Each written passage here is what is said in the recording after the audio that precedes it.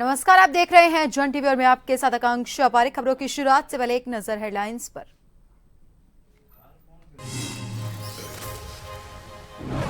Operation सिंदूर के बाद सरहदों पर तनाव, संवेदनशील जिलों में बढ़ाई गई चौकसी, लोगों को सतर्कता बरतने के आदेश जारी।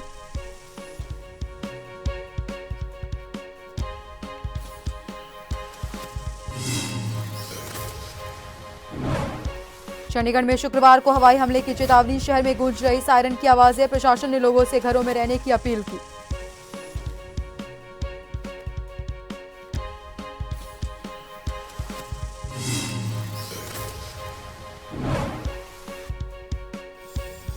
नैनीताल हाईकोर्ट ने डीएलएड वेटिंग लिस्ट की याचिका पर सुनवाई की, 4 सप्ताह में निर्णय लेने के आदेश, न्यायाधीश रविंद्र मैठानी की एकल पीठ में सुनवाई।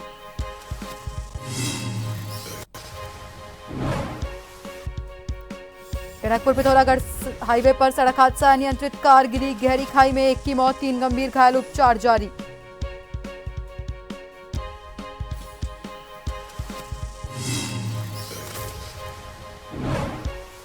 और उत्तराखंड में आज भी बदला रहेगा मौसम, 3 जिलों में बारिश, ओलावृष्टि को लेकर ऑरेंज अलर्ट जारी, मैदानी जिलों में टेंपरेचर गिरा।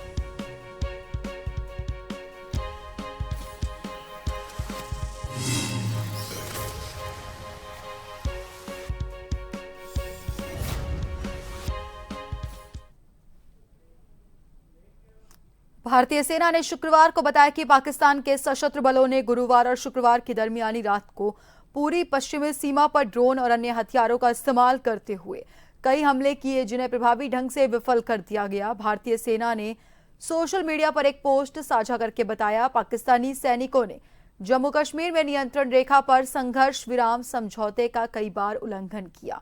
इस पोस्ट के साथ एक छोटा वीडियो क्लिप भी साझा किया गया। सेना ने कहा, सभी नापाक इरादों का बलपूर्वक जवाब दिया जाएगा। सेना ने लिखा, ऑपरेशन सिंदूर पाकिस्तानी सशस्त्र बलों ने 8 और 9 मई 2025 के दरमियानी रात को पूरे पश्चिमी सीमा पर ड्रोन और अन्य हथियारों का इस्तेमाल करके कई हमले किए। पाकिस्तानी सैनिकों ने जम्मू कश्मीर में नियंत्रण रेखा पर संघर्ष विराम का भी कई बार उल्लंघन किया। भारतीय सेना ने कहा, ड्रोन हमलों को प्रभावी ढंग से विफल किया गया और संघर्ष विराम उल्लंघन का मुंहतोड़ जवाब दिया गया।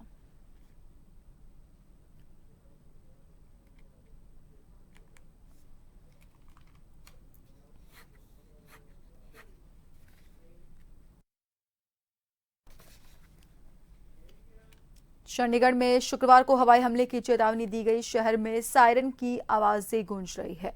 प्रशासन ने लोगों से घरों में रहने की अपील की है। चंडीगढ़ प्रशासन की ओर से जारी आधिकारिक बयान में कहा गया, एयरफोर्स स्टेशन से संभावित हमले की चेतावनी मिली है, सायरन बजाए जा रहे हैं, सभी को घरों के अंदर रहने और बालकनी से दूर रहने की सलाह दी गई है। ये घटनाक्रम पाकिस्तान और भारत के बीच बढ़ते तनाव के बीच हुआ।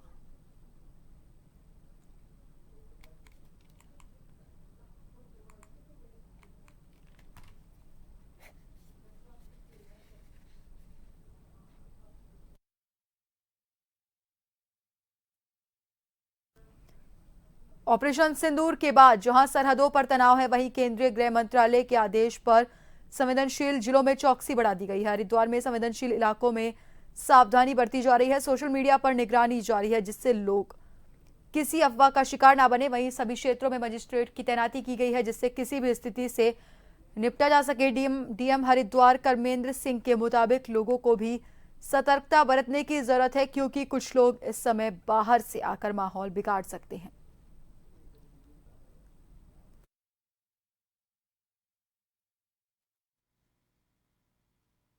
निश्चित तौर पर संवेदनशीलता है और इसके दृष्टिगत प्रशासन भी सतर्क है और सभी जगह जो है नज़र रखी जा रही है। जगह जगह पर पुलिस तैनात कर दी गई है, मजिस्ट्रेट भी लगाए गए हैं और सोशल मीडिया पर जो अवांछित चीज़ें डाल दी जाती हैं उन पर भी नज़र रखी जा रही है। तो किसी भी दशा में यहाँ पे कोई भी ऐसी बात नहीं होने दी जाएगी जो अप्रिय हो और जो अवांछित हो। लोगों से क्या सर अपील करेंगे ऐसे मौक़ों पर? लोगों से ये अपील करेंगे, लोग सतर्क रहें, सावधान रहें और ऐसे लोगों से भी सावधान रहें जो यहाँ के नहीं हैं या किसी गलत तरीके से यहाँ पे उनको प्रलोभित करने की कोशिश करते हैं। और सोशल मीडिया पर जो कंटेंट पढ़ रहे हैं उनके प्रति भी सतर्क रहें, कोई भी उकसाने वाली चीज़ के उकसाने में न आए, बहकाने में न आए और शांति व्यवस्था बनाए रखें। भारत के पाकिस्तान से बढ़ रहे तनाव और दोनों ओर से किए जा रहे हमलों को देखते हुए नैनीताल पुलिस प्रशासन ने लालकुआं क्षेत्र में सुरक्षा व्यवस्था बढ़ा दी है, जिसके तहत पुलिस क्षेत्राधिकारी लालकुआं दीपशिखा अग्रवाल और कोतवाली के प्रभारी निरीक्षक दिनेश सिंह फर्त्याल के नेतृत्व में पुलिस बल ने लालकुआं रेलवे स्टेशन के साथ साथ स्टेशन तिराहा, कोतवाली चौराहा और तहसील के समीप चेकिंग अभियान चलाया। नगर में खुले व्यापारिक प्रतिष्ठान और रेस्टोरेंट ढाबों को बंद कराया। देर रात सड़क पर बेवजह घूम रहे लोगों को भी अपने घरों में जाने की सख्त हिदायत दी गई। इस दौरान बड़ी संख्या में पुलिस बल हाईवे और अन्य सड़कों में तैनात हो गया और चप्पे चप्पे पर चेकिंग की जा रही है।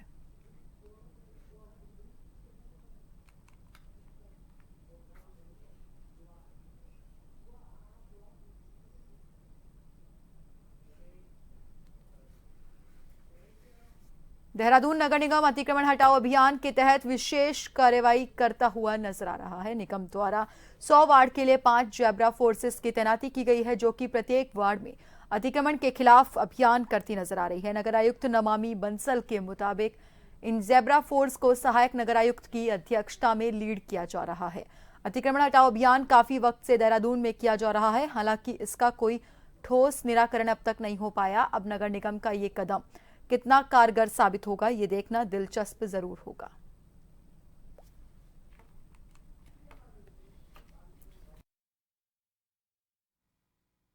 जैब्रा फोर्सेस जैसा कि बोर्ड में तय हुआ था कि इसको हम एक्टिवेटेड मोड में अतिक्रमण के लिए विशेष रूप से डेडिकेट करके एक टीम्स फॉर्म करेंगे। तो 5 जोन्स में 20-20 वार्ड्स में हमने एक टीम तैनात की है, जिसमें कि हमारे कर एवं राजस्व निरीक्षक हैं और उसमें एसएनए स्तर के अधिकारी हमारे जो सहायक नगर आयुक्त होते हैं उसको लीड कर रहे हैं। उनके साथ में पर्याप्त फोर्स देते हुए, होमगार्ड्स देते हुए उनको अभी मूवमेंट आज सुबह से उनका शुरू करा दिया गया है। 5 टीमें हमारी ग्राउंड पर हैं और लगातार अतिक्रमण हटाने के संबंध में जागरूकता भी क्रिएट कर रहे हैं, लोगों को बता भी रहे हैं, चालान भी काट रहे हैं और जितने भी अतिक्रमण के केसेस हैं उनमें तत्काल कार्रवाई भी की जा रही है। उसकी भी अपडेट हमारे पास लगातार बिफोर और आफ्टर पिक्स के रूप में आ रही है। हाईकोर्ट ने द्विवर्षीय डीएलएड में प्रवेश देने के संबंध में काउंसिल और द्वितीय वेटिंग लिस्ट जारी करने की मांग पर याचिका की प्रत्यावेदन पर 4 सप्ताह के भीतर भी अनुसार निर्णय लेने के निर्देश दिए हैं। याचिका दायर करने वाले को अपने प्रत्यावेदन 2 सप्ताह के भीतर director state council of education research and training the NCERT को देने होंगे। न्यायमूर्ति रविंद्र मैठानी की एकल पीठ के समक्ष मामले की सुनवाई हुई है। याचिका में कहा गया कि 2021-2022 को 2 वर्षीय डीएलएड प्रशिक्षण के प्रवेश के लिए एनसीईआरटी ने विज्ञापन जारी किया था। इसमें याचिकाकर्ताओं ने भी आवेदन किया। सेक्रेटरी उत्तराखंड विद्यालय शिक्षा परिषद रामनगर जिला नैनीताल में याचिकाकर्ताओं को लिखित परीक्षा में शामिल होने के लिए एडमिट कार्ड जारी किए।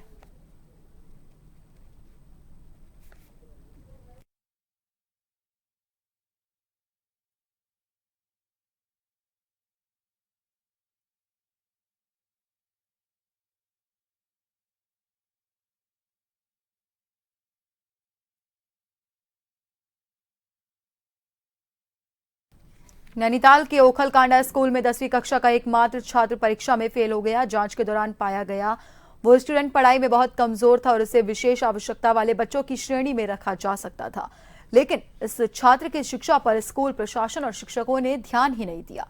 इसके अलावा कक्षा 6 से 10 तक पढ़ने वाले अन्य 12 बच्चों का शैक्षिक स्तर भी संतोषजनक नहीं था, जो बताता है कि स्कूल में शिक्षा की गुणवत्ता बेहद खराब थी। इस घटना के बाद उत्तराखंड के शिक्षा विभाग ने कड़ी कार्रवाई करने का निर्णय लिया। पहले तो स्कूल के प्रधानाचार्य के वित्तीय अधिकार छीनकर उन्हें अटल उत्कृष्ट जीआईसी पतलोट के प्रधानाचार्य को सौंप दिए गए और इसके अलावा स्कूल के सभी स्टूडेंट्स को शैक्षिक सत्र 2024-25 के लिए एडवर्स एंट्री नकारात्मक मूल्यांकन दिया जाएगा। इस कार्रवाई का उद्देश्य ये सुनिश्चित करना है कि फ्यूचर में किसी भी तरह की लापरवाही से बचा जा सके।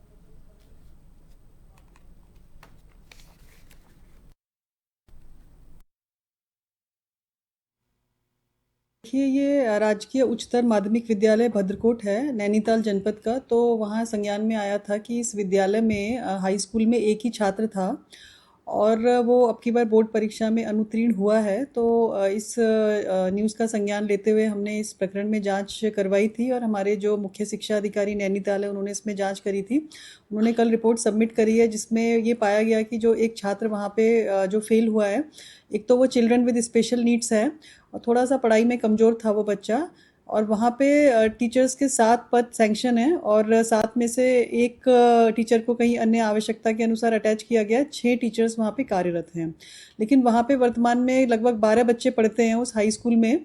मतलब हाई स्कूल तक है वो विद्यालय। तो वहाँ पे जो 12 बच्चे पढ़ते हैं उनसे भी जो बातचीत करी गई, जो 11 उपस्थित थे वहाँ पे, जब जांच के लिए हमारे सीओ गए वहाँ पे, तो पाया गया कि उनका भी जो लेवल है पढ़ाई लिखाई का उतना अच्छा नहीं है और थोड़ी सी अनियमितता पाई गई, लापरवाही पाई गई है टीचर्स के स्तर पे भी।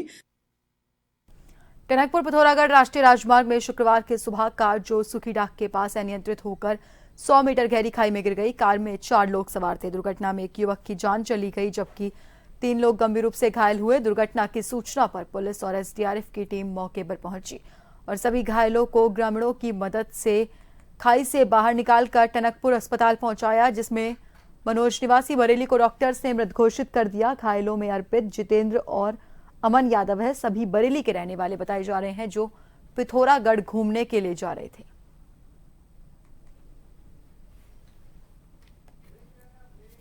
का स्वागत है। बढ़ते हैं अगली खबर की ओर। उत्तराखंड के 3 जिलों में मौसम विभाग ने बारिश और ओलावृष्टि को लेकर ऑरेंज अलर्ट जारी किया। कुमाऊं के पिथौरागढ़, अल्मोड़ा और बागेश्वर में तेज हवाओं के साथ भारी बारिश होने की संभावना है। साथ ही ओलावृष्टि के भी आसार जताए गए हैं।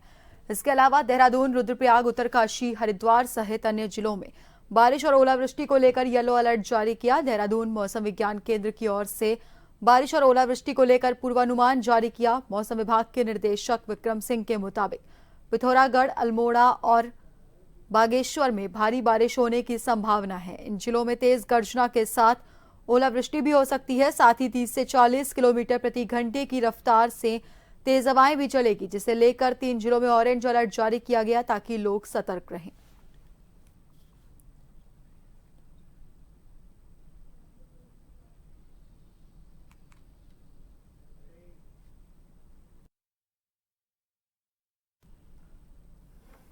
हाथरस के गांव कुमरई में फिरोजाबाद के रहने वाले एक व्यक्ति साज मोहम्मद का शव संदिग्ध परिस्थितियों में उसकी ससुराल में मिला। वहीं मृतक के परिजनों ने बताया साज मोहम्मद लगभग 1.5 साल पहले अपने गांव मड्डा खेरिया से अपनी जमीन, जायदाद और मकान बेचकर सारे पैसे लेकर अपने ससुराल के रहने के लिए आया था। पुलिस ने शव को कब्जे में लेकर पोस्टमार्टम के लिए भेजा और मामले की छानबीन शुरू कर दी। परिजनों ने यह भी बताया, जब हम साज मोहम्मद की ससुराल पहुंचे तो वहां ताला लगा हुआ था। ससुराल पक्ष का कोई भी महिला या पुरुष वहां मौजूद नहीं था।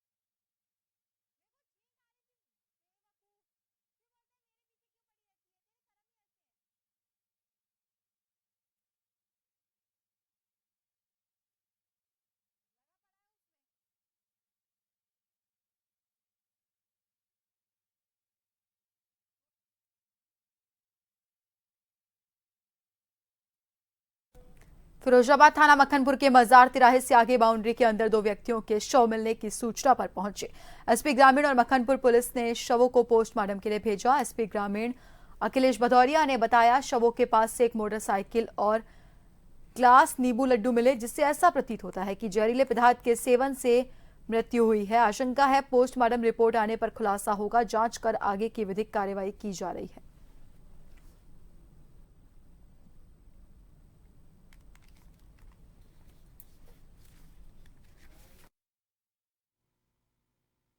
कि यहाँ पर ये थाना मक्खनपुर क्षेत्र में ये रोड के किनारे खाली प्लॉट है, बाउंड्री हुई है। यहाँ सूचना मिली थी कि यहाँ 2 व्यक्तियों के शव मिले हैं। यहाँ तत्काल हमारी थाना पुलिस और फॉरेंसिक टीम यहाँ मौके पर पहुँची है। अभी यहाँ प्रथम दृष्टया ये दोनों व्यक्ति, इनकी एक मोटरसाइकिल खड़ी हुई है जिसमें इनका हेलमेट भी टंगा हुआ है और इनको किसी प्रकार की जहरा चोट भी नहीं है।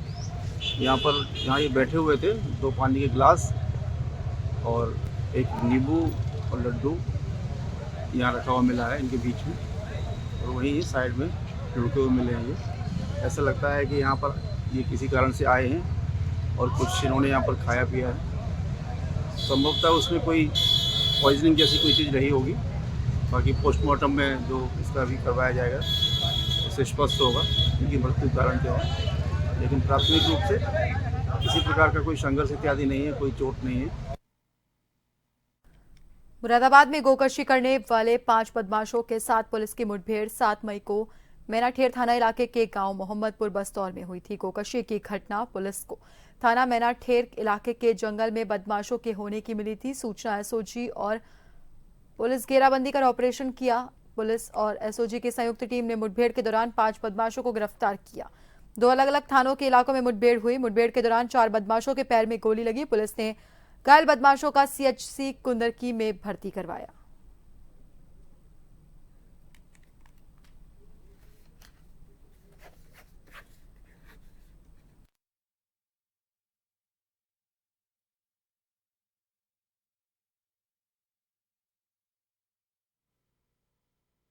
को अलर्ट किया गया था, तो जब इनको घेरा गया तो इन्होंने थाना कुंदरकी की पुलिस एवं एसओजी की टीम पे फायरिंग करी। जवाबी फायरिंग में इनके पैर में गोली लगी है। जो उसमें जो दोनों अक्यूज हैं उनकी जो पहचान हुई है वो मोहम्मद शफी सन ऑफ रफ़ी हैं, एवं दूसरा जो अक्यूज है वो आकिल है। और इनके ऊपर आकिल के ऊपर 5 मुकदमे पंजीकृत हुए हैं। इनके पास से 1 मोटरसाइकिल, 2 तमंचे, 2 जिंदा कारतूस एवं 2 खोखा कारतूस एवं गौवंश काटने के सामान भी इसमें से उनके पास से बरामद हुए हैं। फिलहाल जो घायल हुए हैं उनको उपचार के लिए सीएचसी कुंदरकी भिजवा दिया गया है एवं इसमें अन्य विधिक कार्रवाई की जाए। फतेहपुर के खागा तहसील क्षेत्र में पाकिस्तान के खिलाफ भारत की मुंहतोड़ जवाबी कार्रवाई की। आमजन ने पाकिस्तान के खिलाफ जमकर नारेबाजी करते हुए आतंकवाद का पुतला फूंका।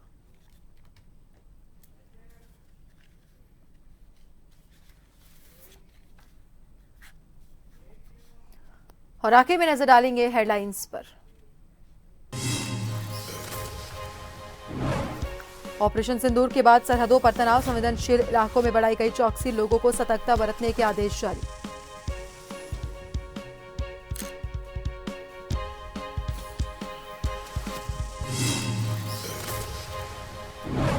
चंडीगढ़ में शुक्रवार को हवाई हमले की चेतावनी, शहर में गूंज रही सायरन की आवाजें, प्रशासन ने लोगों से घरों में रहने की अपील की।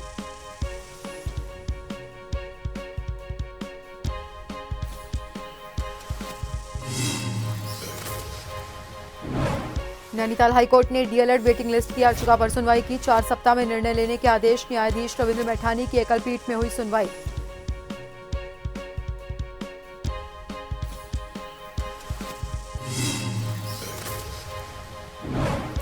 टनकपुर पिथौरागढ़ हाईवे पर सड़क हादसा, अनियंत्रित कार गिरी गहरी खाई में, 1 की मौत, 3 गंभीर घायल, उपचार जारी।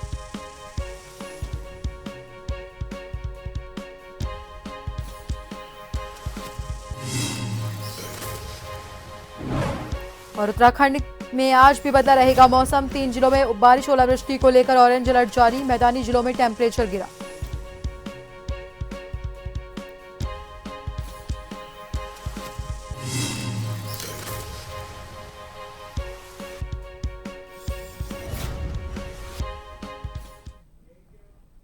और फिलहाल के लिए बुलेटिन में इतना ही। बने रहिए जन टीवी के साथ। नमस्कार।